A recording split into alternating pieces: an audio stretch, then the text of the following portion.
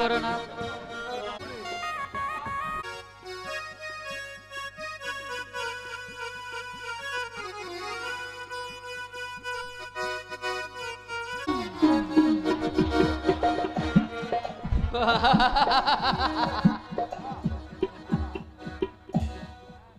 না না, যেমন করি হোক টাকা আমার চাই।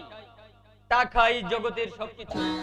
টাকার জন্য মানুষ মানুষকে খুন করে, টাকার জন্য চাকর ও মনিবকে হত্যা করে। আর আমি তো আর করালি চৌধুরীকে হত্যা করতে চাই না। আমি শুধু চাই তার বৈধ উপার্জিত অর্থ থেকে কিছুটা অর্থ আত্মসাৎ করতে মাত্র। ঠাই করো বাবা, ঠাই করো। সেজন্যই তো আমি করালিকে বুঝিয়ে শুনিয়ে তোমার জন্য চাকরিটা জুটিয়েছি। এই সুযোগে যা পারো তা তুমি বুঝে নাও বাবা। শুনো হিমাংশু, তুমি এখন বড় হয়েছ, তোমার এখন বয়স হয়েছে। এই সংসারের ভবিষ্যৎ দায়িত্ববার তোমাকেই বহন করতে হবে।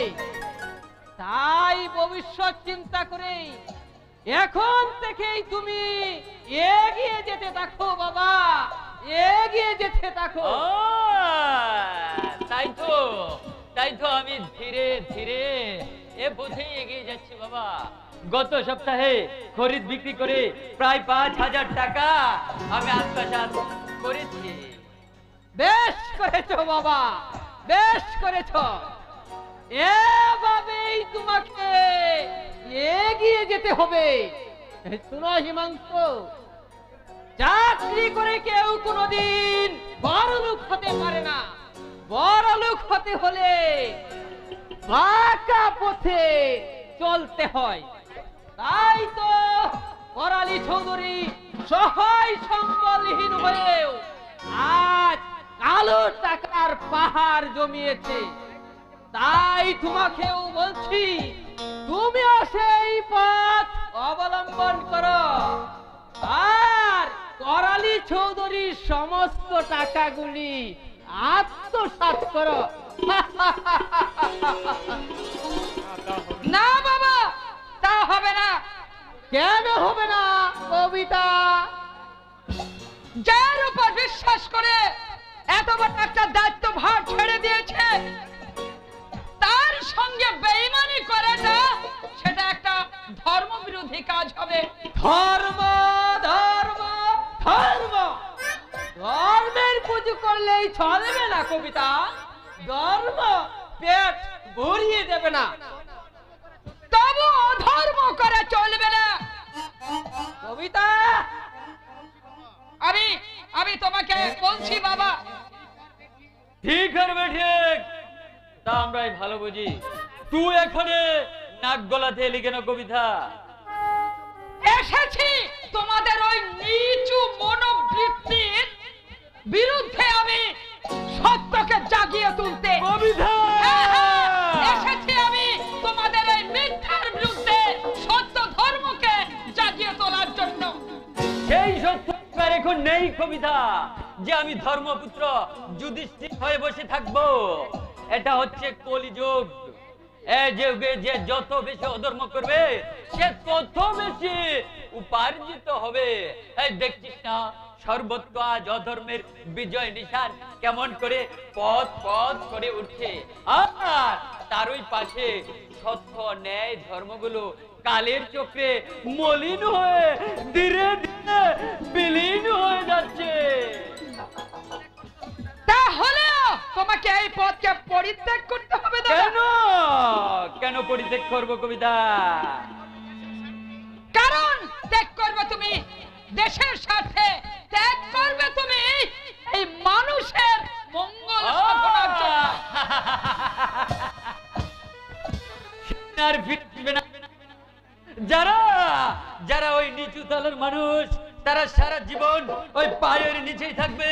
তারা কোনোদিন ওই মাথায় উঠে দাঁড়াতে পারবে না কবিতা, মাথায় উঠে দাঁড়াতে পারবে না। উঠবে দাদা, উঠবে।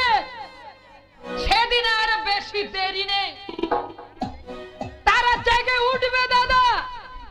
সেদিন সেদিন তোমার মতো মুষ্টিমান কয়েকটা শয়তান তাদের পায়ের তলায় দোলে পিষে একাকার হয়ে যাবে।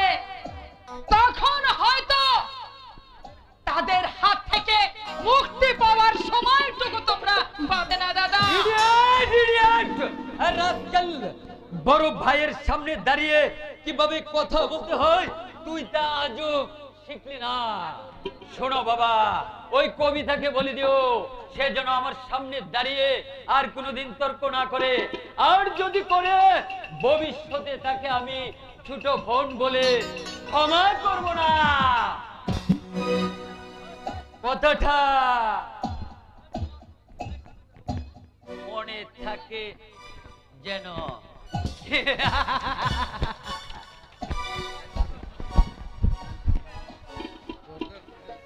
হিমাংশুকে এভাবে অপমান করা তোর ঠিক হয়নি মা। আর যাই হোক, সে তোর বড় ভাই, তোর গুরুধর, তাকে তোর শ্রদ্ধা করা উচিত। আমি তো তাকে অপমান করিনি বাবা, বরং তাকে উপদেশ দিয়ে আমি তাকে সৎ পথে ফিরিয়ে আনবার চেষ্টা করেছি মাত্র।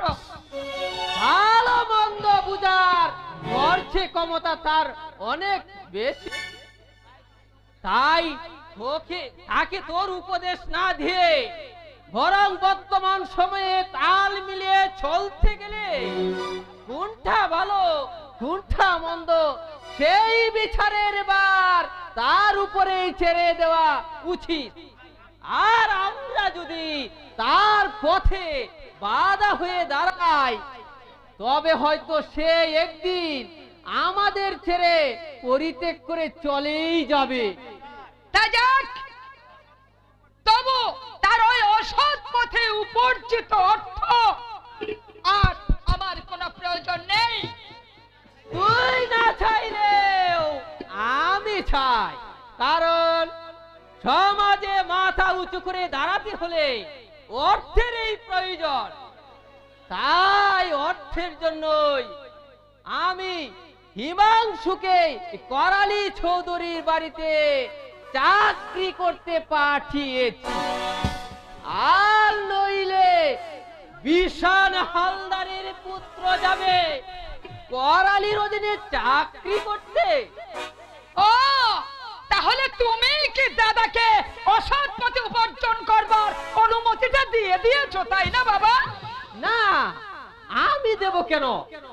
সংসারের বিরাট খরচের তাগিদেই সেই ওই পথ অবলম্বন করেছে। আর সামনে আমার অনেক টাকার প্রয়োজন, কারণ হিমাংশু এখন বড় হয়েছে, তাকে বিয়ে করানোর দরকার। আর সেই বিয়েতে প্রায় 40,000 টাকা তো লাগবেই। আর তোকেও তো আর কালী হাতে বিদায় করা যায় না। কেন?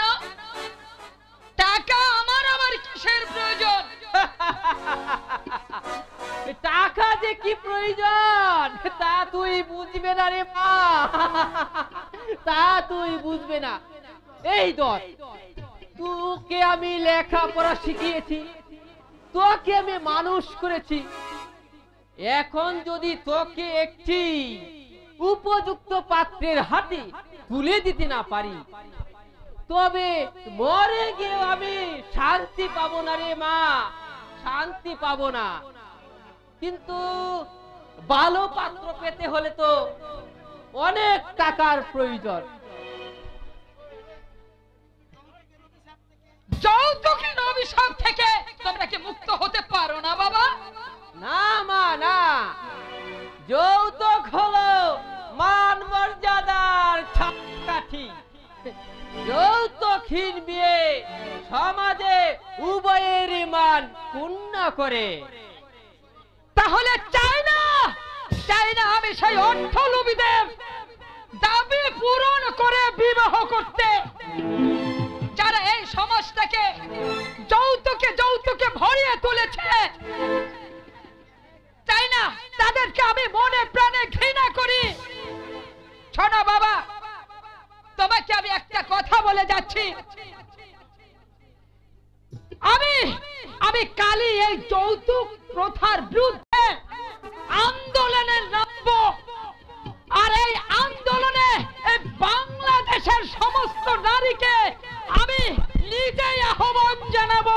কথাটা তুমি মনে রেখো বাবা, কথাটা তুমি মনে রেখো।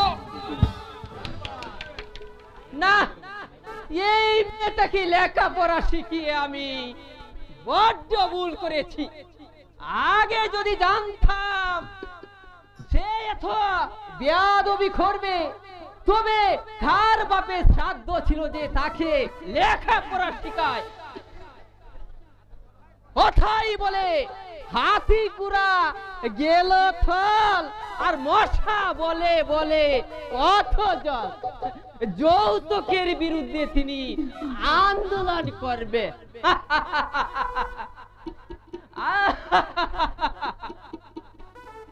তার 14 গোষ্ঠীর ঠাকুরেরও সাধ্য নেই যে যৌতুকের বিরুদ্ধে আন্দোলন করে যৌতুক প্রথা বন্ধ করে।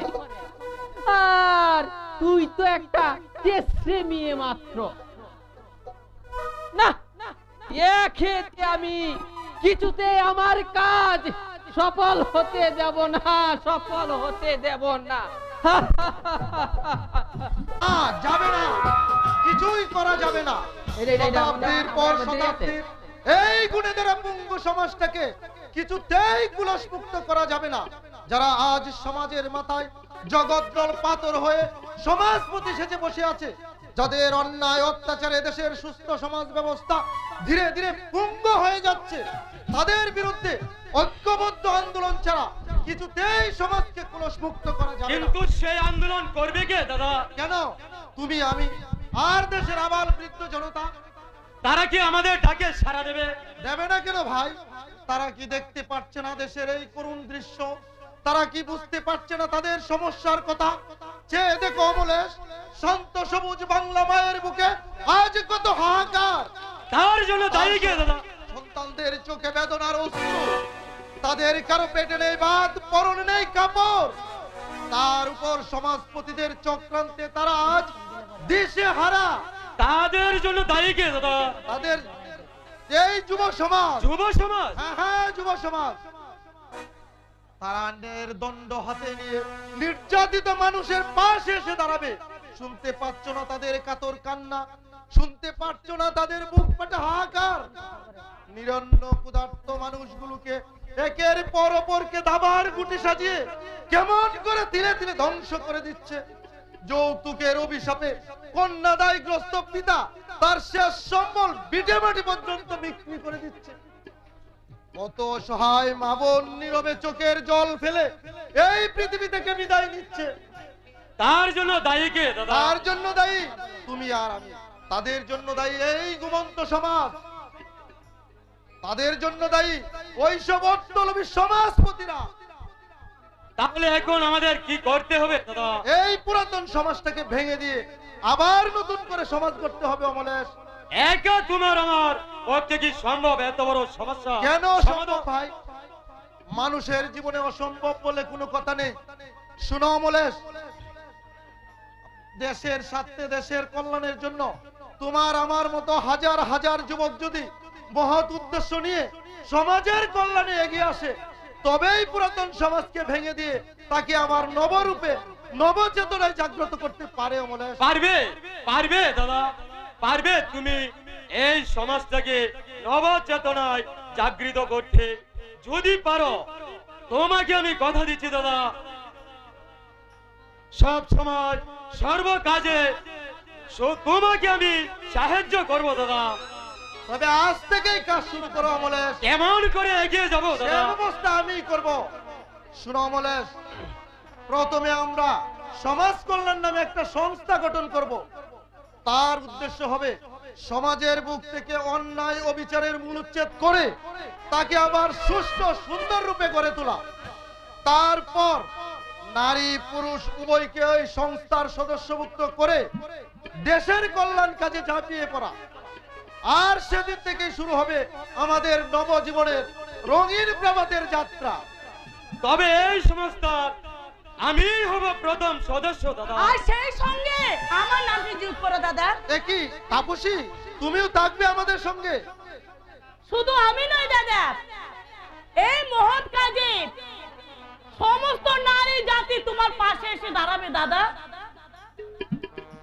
তাপসী, অমলেশ, দাদা আয় তোরা আমার কাছে দাদা। আয়। দাদা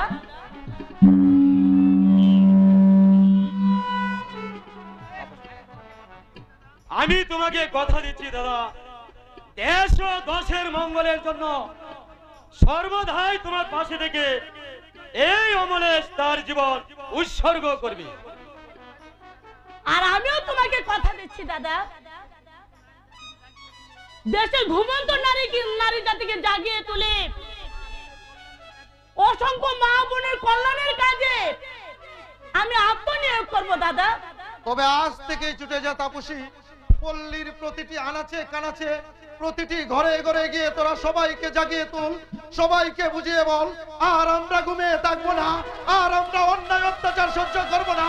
এবার সমাজের মুখ থেকে দুর্নীতির মূলোচ্ছেদ করে এই পুরাতন সমাজের পরিবর্তে একটি নতুন সমাজ গড়ে তুলবো, দাদা! একটি নতুন সমাজ দাদা! গড়ে তুলবো। দুর্নীতির মূল উচ্ছেদ করতে আকবর ভাই যেন পাগল হয়ে গেছে। পাগল না হয়ে যে উপায় নেই দাদা, স্বার্থপরে আর সারাদিন ভরে গেছে গরিবের মুখে গ্রাস কেড়ে নিতে। তারা যেন আজ রীতিমতো প্রতিযোগিতায় নেমেছে দাদা।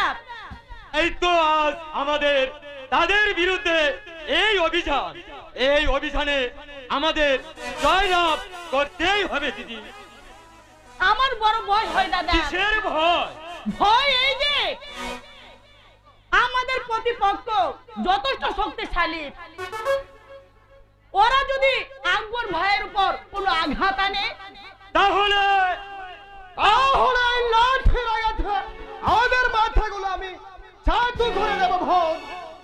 এই কি রুস্তম ভাই, তুমি আমার খাকে খুন করে এলে? খুন আমি করিনি দিদি। তবে তোমার লাঠিতে তো রক্ত কেন? ও এই কথা, আবার শোনো দিদি, শোন। অন করতে আমি গিয়েছিলাম ঠিকই, এত এই শালাকে আমি খুন করিনি। কাকে খুন করতে গিয়েছিলে রুস্তম ভাই? ওই লক্ষ্মীপুরের বারুদ্দ মশাইকে। কেন, সে কি করেছিল? আর বলো না দাদা, এই বারুদ্দ মশাইয়ের ছেলের সঙ্গে শশী মরিকের মেয়ের বিয়ে হওয়ার কথা ছিল, কিন্তু খাওয়া দাওয়ার পর যখন বিবাহ কুঞ্জে যাবে তখন হঠাৎ বারুদ্দ মশাই বেঁকে বসতেন যৌতুকের দাবিতে। বিয়ে ঠিক হওয়ার সময় কি যৌতুক দেওয়ার কথা ছিল ভাই? না, তা ছিল না। তাহলে তাদের এ দাবি? কিন্তু বারুদ্দ মশাই তা কিছুটাই শুনবে না, বরং পুত্রকে নিয়ে বিবাহ কুঞ্জ থেকে উঠে গেলেন। তারপর শশী মরি তার হাতে পায়ে ধরে কত যে কান্নাকাটি করলো, তবুও তার পাষাণী হৃদয়ে একটু মায়া হলো না। ও ভাই অন্ত না দেখে কন্যা নিজে এসে তার পায়ে ধরে ক্ষমা চাইলো, কিন্তু শয়তান তাকে লাঠি মেরে ফেলে দিয়ে চলে গেল। এত বড় অপমান!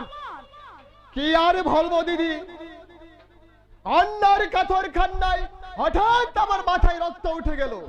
আমি এক লাফে তাদের সামনে গিয়ে দাঁড়ালাম, বললাম এক্ষুনি মেয়ের বিয়ে দিতে হবে, বিয়ে না দিয়ে এক পাও এখান থেকে কেউ নড়তে পারবে না। তারপর সবাই আমার দিকে ফিরে আসলো। আমি একে একে সবাইকে দরাশাই করে বারুদ্দ মশাইয়ের গলায় টিপে ধরলো, ভয়ে ভয়ে সে রাজি হয়ে গেল। তাতে বিয়ে হয়েছে তো? তাকে আর সহজে হয় দিদি। তারপর নরুরি গোসাই বলল যে সে বিয়ের মন্ত্র পাঠ করবে না। তখন আমি অসহ্য হয়ে তাকে দেই খোঁজা লাগিয়ে। যাক, বিয়ে যখন হয়ে গেছে তখন আর কোনো ভয় নেই রুস্তম ভাই। একটা কাজের মতো কাজ করে এসেছো রুস্তম ভাই। এমনি করে যদি নিজের জীবন তুচ্ছ করে বাংলার দরিদ্র কন্যার দায়গ্রস্ত পিতামাতার পাশে এসে দাঁড়াতে পারো, তবে তাদের আশীর্বাদে তোমার জীবন একদিন ধন্য হয়ে যাবে রুস্তম ভাই। কিন্তু সাবধান, খুব সাবধান, কারণ সত্য নিষিদ্ধের সাথে আঘাত লাগলে তারা তোমার জীবনও বিপন্ন করতে পারে, বিপন্ন করতে পারে, বিপন্ন করতে পারে। আর যাও যাও, রুস্তম তো জানে আর পরোয়া করে না। সে মরতেও জানে আর মরতেও জানে। আর খোদা যখন দুনিয়াতে পাঠিয়েছেন, মরতে তো একদিন হবে, তার জন্য এত মায়া কিসে? পারবে, পারবে তুমি রুস্তম ভাই, পারবে তুমি দেশের মঙ্গলের জন্য নিজের জীবন উৎসর্গ করে দিতে? কেন পারবো না? তোরা যদি পারিস তবে আমি কেন পারবো না? তোরা কি আমাকে ছোট লোক ভেবেছিস? তবে তুমিও আমাদের সংস্থায় যোগ দাও রুস্তম ভাই। সমিতি করেছিস? হ্যাঁ হ্যাঁ, আকবর ভাইয়ের নেতৃত্বে সমাজ কল্যাণ নামে একটা সংস্থা খুলেছি। তা দিয়ে কি হবে দিদি? তাদের উদ্দেশ্য হবে সমাজের বুক থেকে অন্যায় অত্যাচার দূর করে ন্যায় নীতি প্রতিষ্ঠা করা, শোষণী সমাজ ব্যবস্থা কায়েম করে দেশকে গড়ে তোলা। তবে আমিও কথা দিচ্ছি, আকবর ভাইয়ের নেতৃত্বে সমাজ কল্যাণে ঝাঁপিয়ে পড়বো। শোন দিদি শোন, দেশের স্বার্থে দেশের কল্যাণে এই অশিক্ষিত রুস্তমের জীবন যদি বিপন্ন হয় হোক, তবু সে দেশের স্বার্থে দেশের কল্যাণে নিজের জীবনকে উৎসর্গ করে দিবে, উৎসর্গ করে দিবে, উৎসর্গ করে দিবে। রুস্তম ভাই,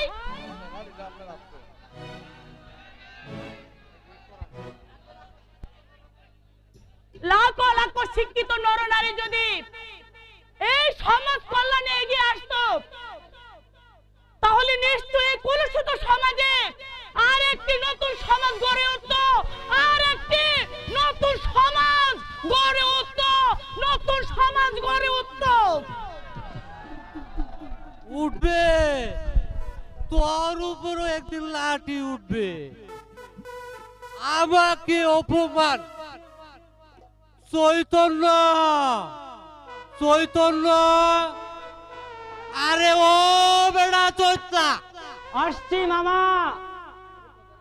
আসছি মামা। হারামজাদা লচ্ছা কুতাকার, এই সারাদিন কুতাই হই কই করে ঘুরে বেড়াচ্ছিস, আর এদিকে যে আমার নামে পিন্ডি জুগার হচ্ছে, তা কি খবর রাখে? কেন, কি হয়েছে মামা? কি হয়েছে মামা? এতক্ষণ পরে তিনি জিজ্ঞাসা করেন কি হয়েছে মামা? আরে বেটা, তোর মামা কি আর রাস্তা আছে রে? একেবারে একেবারে কি হয়েছে মামা?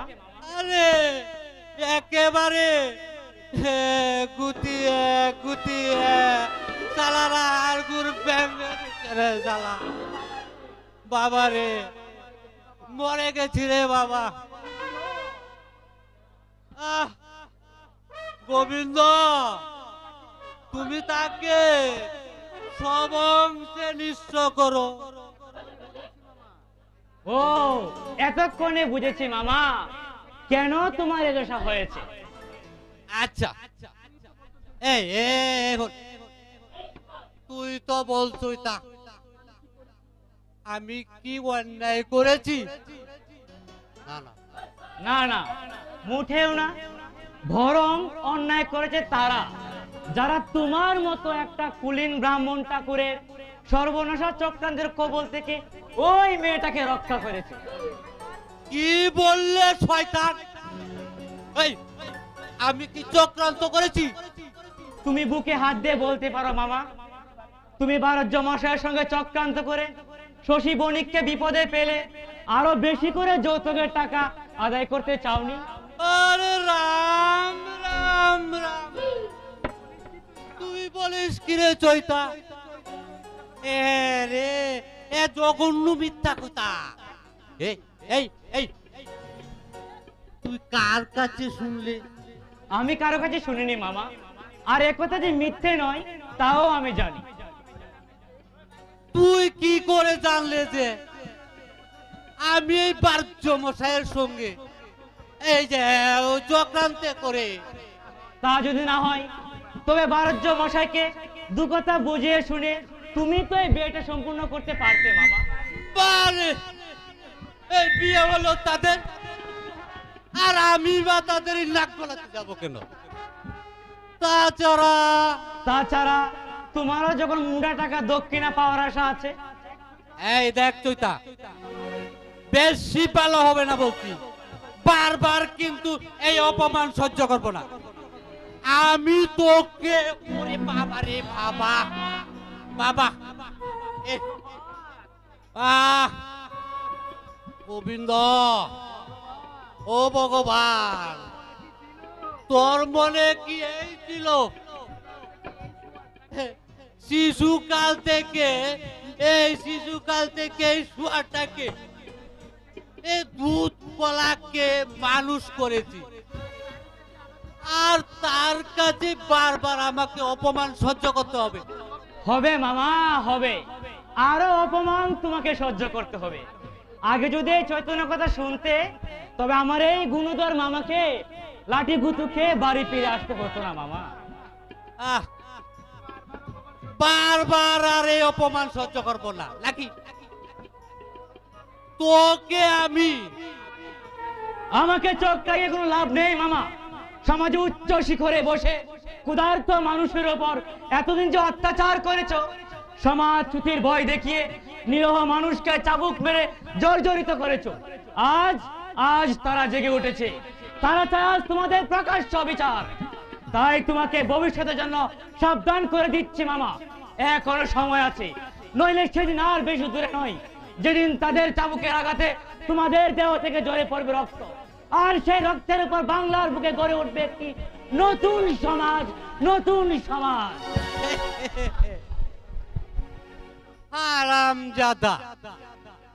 হারামজাদা দেখছি একটা কাটি কেউটের সাপ, নইলে আমার দুধ কলা খেয়ে আর আমাকে করে অপমান। এই শুনে যা মূর্খ, আমার নাম নলিনী। তো যদি আমি এই জুতু পিটা করে না তাড়াতে পারি, তবেই আমার নাম ওই শ্রী শ্রী নলিনী গোসাই নয়। নমস্কার ঠাকুর মশাই, নমস্কার। ও সময় আবার কে নাকি বিরক্ত করতে আসলো? নমস্কার ঠাকুর মশাই, নমস্কার। আরে নমস্কার নমস্কার, এসো করালি, এসো এসো। তা হঠাৎ কি মনে করে? গিয়েছিলাম একটু এই গঞ্জের হাটে, বাড়ি ফেরার পথে মনে করলাম যাবই যখন এই কর্তার সঙ্গে একটু দেখাই করে যাই, তাই আপনাকে দেখে এলো। এসেছ, বেশ করেছ, কিন্তু ওই সব মাথা উঁচু করার স্থান আছে কেন? কি হয়েছে কর্তা? আর শুনে কি হবে? হ্যাঁ, ও যাচ্ছিল তাই হয়েছে, কিন্তু আমি কল্পনাও করতে পারিনি করালি তোমাদের মতো এই উপযুক্ত লোক থাকতে একটা ছোট লোকের কাছে আমি অপমানিত হব। আপনাকে অপমান নাই তো আর কি। এই যে গতকাল ওই যে শশী মণিকের মেয়ের বিয়েতে যে সবাই যে অপকর্ম ঘটে গেল, তারপরেও কি বলতে চাও ওই যে সমাজে মাথা উঁচু করে দাঁড়াতে পারবো? হ্যাঁ, বিয়ের সময় কিছুটা গন্ডগোল হয়েছে তা শুনেছি। আরে শুধু এই যে গন্ডগোল, তার উপর কিছু উত্তম মন্তব্য হয়েছে, তাই না ঠাকুর? এই যে এই সেই শোয়া এই আমাকে একেবারে লাঠি পেটা করে খবরটা একেবারে ভেঙে দিয়েছি। থানা ডাকো। দেখ দেখ হারামজাদা আবার কথা বলবে আমি তোকে বাবা রে বাবা ও চল দেখো, আপনার 14 গোষ্ঠীর ভাগ্য ভালো যে আপনি ওই দিন বেঁচে গেলে। ভালোই ভালোই বিয়েটা হয়ে গেল, নইলে এই নইলে কি রে শোয়া তুমি কি ঠাকুর মশাইকে মেরেছো?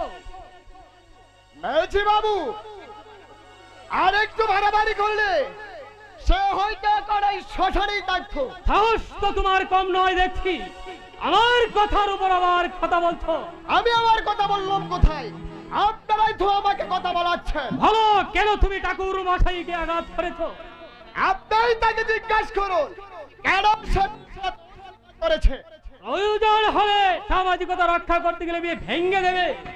আর একটা মেয়ের জীবনকে কলঙ্কের হাত থেকে রক্ষা করতে প্রয়োজন হলে তার মতো 10টা ব্রাহ্মণকে আমি জমার বাড়ি পাঠিয়ে দেব। শুনলে শুনলে হারামজাদার কথা? এই আমার বাড়িতে দাঁড়িয়ে আমাকে বলে কিনা ওই জমের বাড়ি পাঠিয়ে দিবে। যত বড় মুখ নয় বড় কথা। ওরে বুলা, ওরে চৈতা, ও এই তোরা আমার রামদাড়া নিয়ে ওই শালাকে আজ পাটা বলি না দিয়ে চাচ্ছি না। বেশ চেঁচামেচি করবেন না ঠাকুর, তাহলে আপনাকে ওই তরুণী পার করে দেব। মনে রাখবেন আমার নাম রস্তম। আর আপনাকে বলে যাচ্ছি কলি বাবু, নিরহ মানুষের উপরে এতদিন অনেক অত্যাচার করেছেন, কিন্তু আর নয়, এবার থেকে সাবধান হন, নইলে যে মানটুকু আছে ভবিষ্যতে হয়তো তাও আর থাকবে না। কথাটা মনে থাকে যেন। এরপরেও কি বলতে চাও? মান ইজ্জত বলে আমাদের কিছু আছে? ওই সব অব্বাতিমরা যখন মাথা চারা দিয়ে উঠছে তাকে অন্তরে তাকে বিনষ্ট করতে হবে, নইলে ওই সমাজে এই মুখ দেখাতে পারবো না। ঠিক বলেছেন ঠাকুর, ঠিক বলেছেন। তবে মনে রাখবেন, তবে আমি এখান থেকে যে তীব্র বিষের জ্বালা বুকে নিয়ে চলে যাচ্ছি, কিন্তু অচিরেই দেখবেন তার চেয়েও বেশি তীব্র বিষের জ্বালা নিয়ে আমি তাদের উপর ঝাঁপিয়ে পড়বো, তাদের উপর ঝাঁপিয়ে পড়বো। যাক, একটা কাজের মতন কাজ হয়েছে, আর কিছু না হোক অন্তত করালিকে কেঁপিয়ে দেওয়া গেল। শয়তানের দল ভেবেছে কিনা, মনে করেছে যাকে ইচ্ছা তাকে অপমান। এখন বোঝা যাবে কত হালে কত পানি। যাই একটু স্নান করে গিয়ে একটু বিশ্রাম করে গিয়ে, হ্যাঁ যাই। আসবে আবার দেশে সুদিন ফিরে আসবে, আবার মাঠ ভরা ফসল, গুলা ভরা ধান, গল ভরা গরু, ক্ষুধার্ত জনতার মুখের হাসি, শিশুর কলকাকলিতে মুখরিত হবে এ দেশের মাটি। কিন্তু তার আগে এই মঞ্চের পরিবেশটা এভাবে নষ্ট করবেন না। এই মঞ্চের পরিবেশ এভাবে নষ্ট করবেন না। অবিচার দূর করতে হবে সমাজের নানান রূপ অন্যায় বিধান, কিন্তু তা কি করে সম্ভব?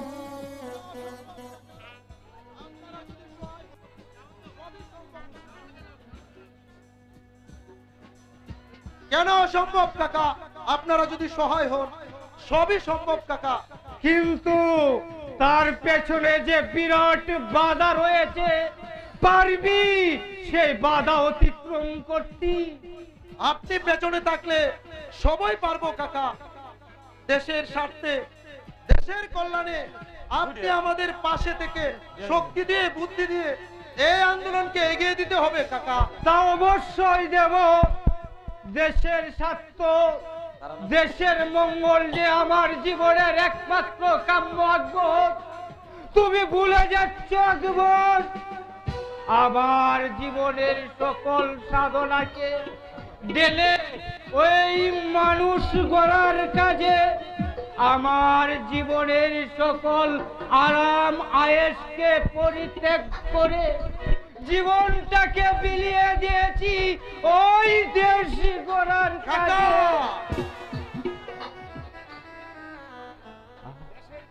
দেশের কল্যাণে আপনার এই আত্মত্যাগ ভবিষ্যৎ বংশধরদের জন্য উজ্জ্বল দৃষ্টান্ত হয়ে থাকবে কাকা। ভেবে দেখো আকবর, আমি যদি আরামে দিন কাটাতে চাইতুম, করালি চৌধুরীর মতো আমিও টাকার পাহাড়ে বসে বেশ জীবনটা সুখেই কাটিয়ে দিতুম, কিন্তু তা আমি করিনি। আর করিনি বলে আজ আমি অল্প টাকা মাইনের সাধারণ স্কুল মাস্টার মাত্র। না না, আজ আমি সমাজের অবহেলার পাত্র। না না, এ আপনার ভুল ধারণা। আপনি মানব জাতির আদর্শ, আপনি সমাজের পথ প্রদর্শক। আপনার অনুপ্রেরণায় কত মানব শিশু যে অন্ধকার থেকে আলোর পথে এগিয়ে যাচ্ছে, তা যদি তারা এখনো না বুঝে, কিন্তু সেদিন আর খুব বেশি দূরে নয় যেদিন আপনার এই ত্যাগ স্বীকার করাকে তারা শ্রদ্ধা করে স্মরণ করবে। করবি? হ্যাঁ কাকা, তুমি বলছো আকবর? হ্যাঁ, শ্রদ্ধা করে স্মরণ করবে। তারা আমার ত্যাগ স্বীকারকে শ্রদ্ধা করে স্মরণ করবে, তারা উপলব্ধ করবে আমার সাধনাকে। তারা না করলেও আমরা করব কাকা।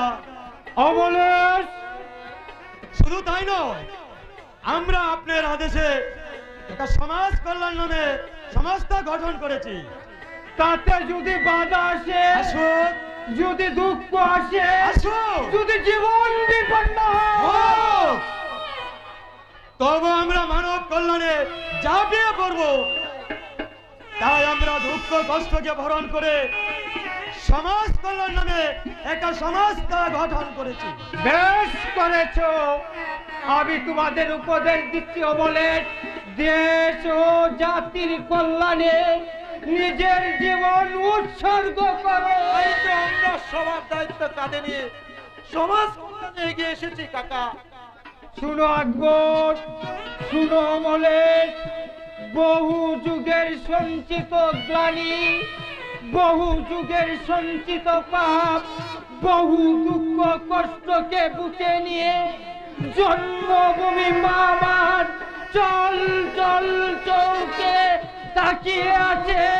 তোমরা তার সুসন্তান হয়ে দেশ মাতৃকার এই যুগ সন্ধিক্ষণে মায়ের চৌকের জল যদি মুছে দিতে না পারো, তবে মনে রেখো, জন্মভূমি মায়ের অভিশাপে তোমরা একদিন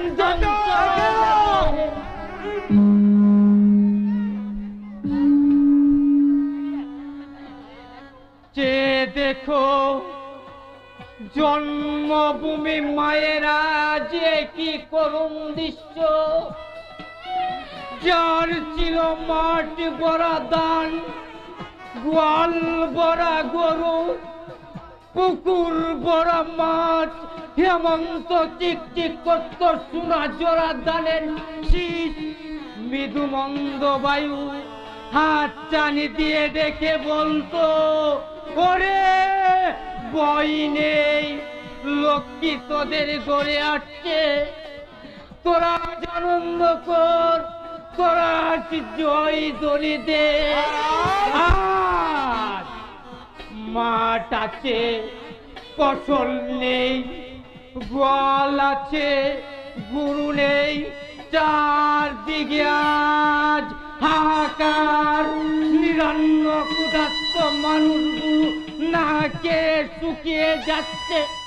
অসংখ্য অসংখ্য নর নারী বিনা চিকিৎসায় দুকে দুকে মৃত্যুর কুলে ডলে পড়েছে।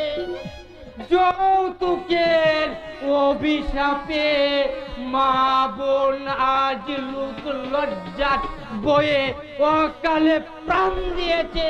কাকা তাই তো